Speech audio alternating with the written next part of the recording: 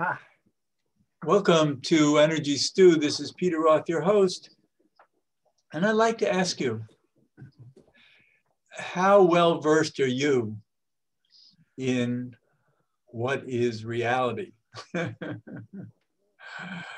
you just go on and on about it? Well, I think we get into some crazy places when we try to define reality. And it's actually not just reality, but it's our awareness of reality. And who are we in this reality? Who are we in this universe of consciousness? And how do we get there? Probably that's the biggest question, is how do we get there? Who are we to exist consciously in this universe? And so this subject has attracted a lot of scientists to explore our consciousness and our minds, all aspects of the way we think and why we think. And to help us do that is the author of a new book. And she's been on our show many times, but this book is new. And it's called The Electromagnetic Brain, EM Field Theories on the Nature of Consciousness. So we are again speaking with Shelli Joye. Shelli, welcome back to Energy Stew. I'm so glad that we could climb into this very deep subject. well, thank you for inviting me again. I'm happy to be able to talk. And you got deep just because you started experimenting in your early days with substances that altered your mind. And then you realized, wait a minute, I had the same experience when I was in my 20s of altering my mind and realizing that reality isn't necessarily the way it's structured in our day-to-day lives. It can be observed in alternate ways. And you had those experiences. So where did they take you? Yeah, well, I was actually a very conservative young person, fascinated by science. And in fact, my neighbor was a CIA radio officer and got me interested at an early age in ham radio because he had a huge antenna. And he actually gave me my exams and I became an amateur radio. But back then there was no internet, of course. And it was so cool to listen to a shortwave radio receiver and listen to people who were in faraway countries and to hear them, they're coming over invisible waves. I mean, I was also really into science fiction, and the idea of radio waves was, to me, phenomenal. And electricity, I knew, brought so many things to us, like light bulbs and television. So I studied science in high school, and I really wanted to understand how televisions worked, and radio also. And, you know, and also I kind of wanted to be an inventor and invent a time machine or something like that, like I had been fascinated by in science fiction movies. So I excelled in science, and for my senior year in high school, I built a linear ion accelerator, kind of a very neat kind of a device that glowed, a long Pyrex tube with a lot of voltage from a Van de Graaff generator. That's one of those things you might have seen that puts out huge sparks. And I had worked that summer in a laboratory near Washington, D.C.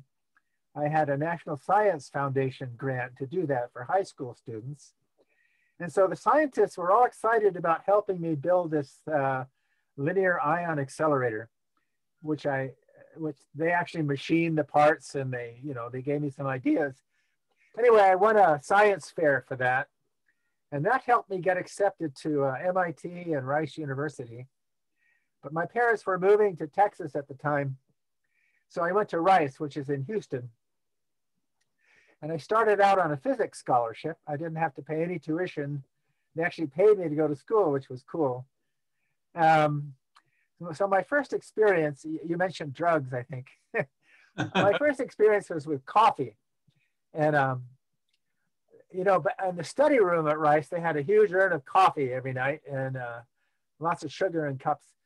And we had so much homework. You can't imagine, a lot of homework. So, yeah, I was taking physics and chemistry and calculus and history and German and English thrown in. So I had a lot of studying, and I discovered that if you drink coffee, you stay awake. So I learned to drink a lot of coffee. First, I hated the taste, but after a while, I just got used to it. And I loaded it with sugar, and I got wired until about 4 a.m. every morning studying. So that was my my beginning of finding that chemistry really does work with your brain somehow and your consciousness. So I studied physics for 1 year and then got fascinated by mathematics. I was a mathematician for a year in school. And then I finally went into electrical engineering because I was already interested in radio waves. And so I studied computers and communication theory and techniques and devices as an engineer. And it was a 5-year program. So it's a long program to get an electrical engineering degree. So the very last summer, I had married. I married rather young. I was 20 when I married. And we went to California that summer when I was 21. And I was very much affiliated with the art department because my spouse was an artist in the fine arts program. So all of our friends were artists. And of course, this was back in the hippie days. So I was kind of a black sheep, an engineer hippie. And they talked me into taking LSD on the beach in California at night. And I had been reading in Life and Time magazine how many people said they saw God when they took LSD. And I thought, wow, that would be very interesting in terms of a scientific and emotional, you know, I mean, I just wanted to see what they were talking about firsthand, because the scientific approach is to test everything yourself, not to take things on just people's words. So anyway, we took some very strong, what's called Owsley acid, little yellow tablets. And to make sure that I would see God, I took 3 of them, which was kind of probably not a good idea. High risk. But it turns out it changed my life. I did come back. You know, there's a point when you're traveling with entheogens that your mind is so far out there, you're thinking, will I ever get back and reboot myself into the normal person I thought I was, you know? I remember being that way myself. It seemed to last. And then I would think maybe I should I should send a postcard and get, to yourself somehow. Yeah. Well, this was at night, and so there were only 2 other people with me, and we sort of wandered away from each other. So I was alone much of the time, and the whole cosmos seemed to open up. And of course, some of your listeners will have experienced this, maybe many, I don't know. And even cannabis can widen your awareness to some extent, but definitely psychedelics or entheogens like LSD opens up entirely new dimensions of experience. And I experienced that there were other living, I say living, but they probably weren't biological, but they were living consciousnesses. There were centers of awareness that I could see somehow with a different kind of a sense. I could sense them there and feel them. And then I realized that if I could see them, that they could see me, you know. And I got a little bit scared for a while. I think everyone goes through a period during a really strong trip like that of being afraid because these things are almost like psychic sharks, some of them. So you're there swimming in this ocean of consciousness. But I finally, came down the next morning, and we used some cannabis to make it a little bit easier and smoother. It helped me fall in love with cannabis too at the time. But the result was, my advisor back in the engineering school had been saying, what do you want to do research on? He assumed I was going on for a PhD to do research in electrical engineering, that most people at Rice were. It's a pretty advanced program for people who want to research. And I wasn't sure what I wanted to do research on, but after the experience of consciousness, all these unknown things I had never knew were there that I experienced directly. I knew they were real. In fact, I sort of scoff at people who say that dreams are not real. How can you say that dreams are not real? Because you experience them every night. It just means that your definition of reality is kind of warped, I think. Limited. But reality for a lot of people is basically only things you can see and feel and touch and stuff like that, material things. And unfortunately, our modern material, our sciences, physics, chemistry, and even biology are very materialistic. They pretty much only talk about and research things that they can measure in space and time. However, with quantum mechanics, it came along about a little over 100 years ago. We've learned that there are other dimensions in space and time. And what do I mean by we learned? Well, doing these particle experiments, quantum physicists, like in the huge CERN collider in Europe, and we have a few colliders here, cyclotrons and things, they do experiments and they are able to observe how particles, tiny fundamental particles, can be exploded by banging them into one another. And all kinds of unusual small particles come out with different trajectories. And they use mathematics to map the trajectories so that they can predict the next experiment and start to understand how all the math interrelates. Well, the particle mechanics showed them that there were other dimensions than space and time, because some particles came off at 90-degree angles to particles that they knew about. And whenever you have something that's 90 degrees in physics to something else, it's another dimension. So for instance, there's 3 dimensions in space. We look at little diagrams of space on a piece of paper or your computer screen. They'll show 3 axes with arrows, 90 degrees to one another. It looks like the corner of a square. And one axis is X, Y, and Z usually. And each one is 90 degrees to one another, but that's 3 separate dimensions. Then the other dimension we know is time. And even though physicists don't even know what time is, they don't know what gravity is either, but they know how to measure it and name it. And they have some idea of how it works and interacts with particles. So the dimension of time is a 4th dimension. And then mystics throughout history have said there are other dimensions when you either take drugs like ayahuasca or psilocybin or mushrooms, or in the American Southwest they took peyote. You, as a human being, can start to perceive other, what they call higher dimensions. And I believe these dimensions are probably the same dimensions that the physicists are talking about in quantum mechanics. So how many of these other dimensions might exist? Well, there's a new theory in physics, it's about 20 or 30 years old, that uses the mathematics to map all of the tiny quantum experiments they do with the colliders. And it's called string theory. And a newer version is called M theory. String theory says there's 11 dimensions in the universe, 11 different dimensions. And M theory says there might be 12. And then there's some really eccentric physicists who say there's even more than that. But they say why we really can't measure these dimensions is because they're very, very, very tiny. And when things are really, really tiny, you can't see them with your instruments. That's why we had to wait for microscopes to be able to see the amoeba and the tiny organisms that helped us break through in medicine and things. We still can only see we really can't even see an electron yet, because that's like 10 to the minus 15th meters, very small. But according to quantum mechanics, things go much, much smaller. Uh, there is an end to space. There's two ends to space, actually.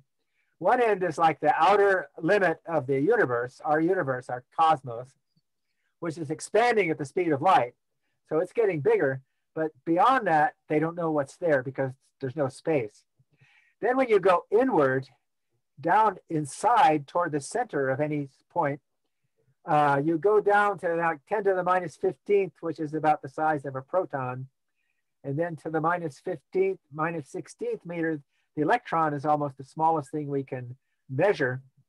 But we can go down to 10 to the minus 35, 10 to the minus 35th. And that's called the Planck length.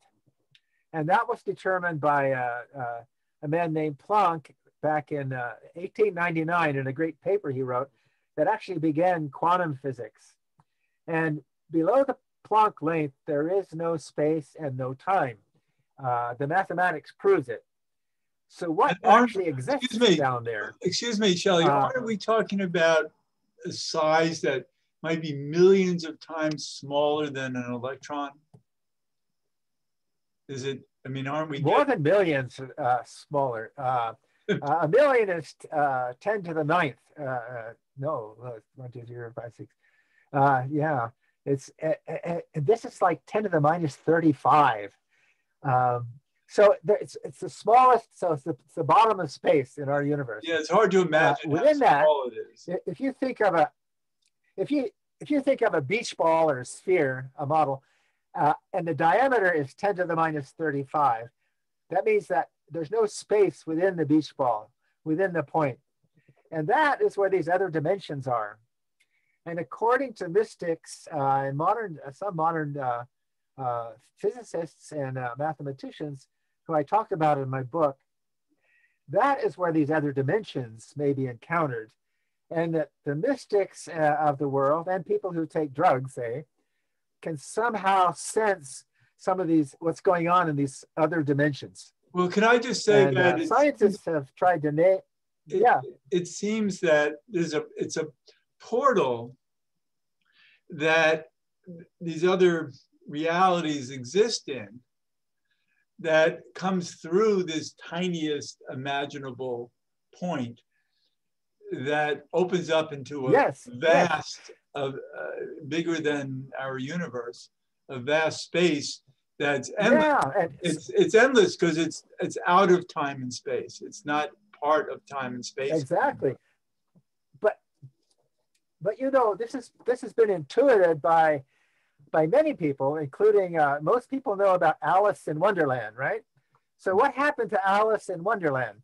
Well, she took some kind of a drug or a mushroom, I think, and she shrunk down smaller and smaller and smaller until she saw all kinds of crazy things going on.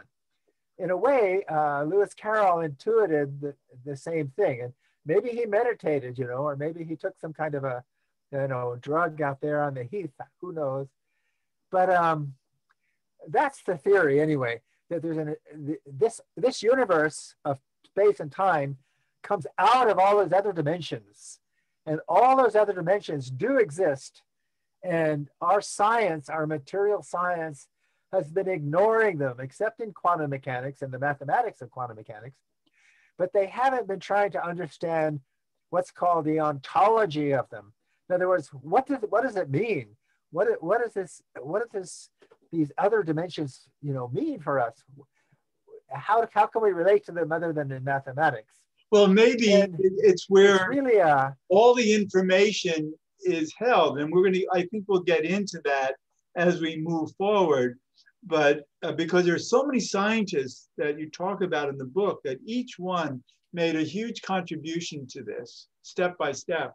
And that's why I love your book so much, because it comes from this place that we're introducing now about reality that has two places. One is the place of the physical space-time world that we are aware of on a normal basis, but can go down as deep as to this 10 to the minus 33 or 35 in size, which is beyond our imagination how small that is. And yet beyond it is a big part of the world that we live in, like from our dream states and from our psychedelic states, where we come into the experience of it. But actually, I think part of this journey is to understand maybe we're really in it all the time and we just don't know it. And so we are living with a blueprint, a structure of consciousness that allows us to live in a material world and enjoy and appreciate a material world. But the origin is what we're looking at here. What's the origin of the awareness that we live with? And maybe it's something that's constantly with us. Maybe it's the way our minds think in the first place. And we just don't know it because science hasn't really figured out how our minds work. Right? Well, I think we live in a very exciting time because I do believe my book will help a little bit, but even if my book didn't exist, there are other signs that there are a growing number of scientifically trained people who are becoming more interested in consciousness, especially since drugs are being sort of decriminalized and anathematized. They're not such a horrible thing that if you take it, you ruin your career. You know, years ago, if you were going for the Supreme Court justice and you had smoked a little bit of cannabis, you know, you forget about it. Well, in science, it'd be the same thing pretty much. So after Timothy Leary and his crowd, they weren't even allowed to research psychedelics. And it's still just starting to open up where they're being able to investigate things like MDMA and psilocybin.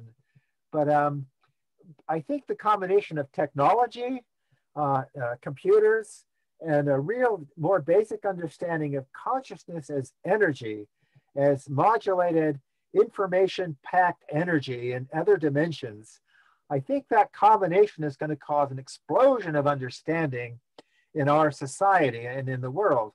And we're almost like we're almost like in the dark ages right now, but I think we're on the cusp of suddenly turning on the light, you know, like Edison's first light bulb. And I'm just, there's so many ways that we could use this understanding to amplify human brain power and communicate with other dimensions of reality, maybe other species of consciousness that live maybe not on other planets, or maybe, but maybe they live in other dimensions, maybe in the center of our Earth. I've always been fascinated with our geology of our Earth because way down below us, if you sit meditating, I do every day, I try to, I imagine way below my butt, way down there toward the center of the Earth, there's a region that glows with glowing molten energy, the core of the planet. And it's enormous energies going on there. It probably looks like the sun, you know, when you look at pictures of the sun with everything going on. I just read a book from a scientist. He claims that the sun is alive. And he explains how, it's a magazine called the Journal of Consciousness Studies, just came out. It's the main theme of this month's book. Is the sun alive? And I believe it is. And I believe that the center of our Earth is alive also. In other words, we are like little webcams. Is the sun conscious is actually what we're talking about. And well, yeah, okay. I have to say consciousness and life, I think, are synonymous. It's a real prejudice to say that life is only in these little meat bodies made out of water and carbon atoms. That's where life is, and everything else is dead. Well, the other thing is, I think dead and death, that's a superstition too, because nothing in the universe suddenly vanishes. I mean, it may vanish to our eyes, but it's can be seen elsewhere with other instruments. Nothing, you know, we're not like these railroad tracks that end at a bumper car spot and there's no more tracks. Nothing in the universe suddenly ends. That's superstition. We're learning, yeah, we're learning more and more about that. But now we're getting near the end of the show. Transformation. Yes, we are. Well, we have a lot more to talk about because we're only introducing this idea of reality of how life exists through consciousness and endlessly. And but there's so much in your book from so many scientists who had so many contributions to make to this, and I'd like to explore a lot of that with you in the next show, to look at step by step how we're coming into learning more about ourselves and this universe, vast multidimensional universe we live in. So, so Shelli Joye, your book is Electromagnetic Brain, EM Field Theories on the Nature of Consciousness. It's a masterpiece. I've loved every moment of it, and I'm just digesting more and more because there's so much in it to digest about who we are, how our minds work, how we thought they worked, and how we're learning better how they work, and because of all these scientists. So hopefully you'll come back very shortly and we'll do a subsequent show about this, okay? Sure, maybe we need, yeah, a couple of more shows would be fine with me. Yeah, yeah, I'd love to talk with you, and this is so great. So is there, I mean, they can buy the book. Are there any websites or blogs or anything that they can find? Oh, yes. My website is shellijoye.net, N-E-T. And my name's Shelli with an I, S-H-E-L-L-I-J-O-Y-E .net. Right. Shellijoye.net. And you can actually write me emails. Yeah, from my website has an email message thing, and I'm happy to answer anybody's emails. I do answer a lot of emails. Well, I have a lot of recordings of interviews and books. So, yeah. Oh, great. Looking forward to our next conversation where we can get into the nitty-gritty. Good. Yeah, I'm so excited about it. Thanks so much for being back on Energy Stew, Shelli. Thank you. And this is Peter Roth, your host of Energy Stew at prn.fm. I can be reached at peter@heartriver, HEART river.org. I'd love to hear from you, and thanks so much for listening.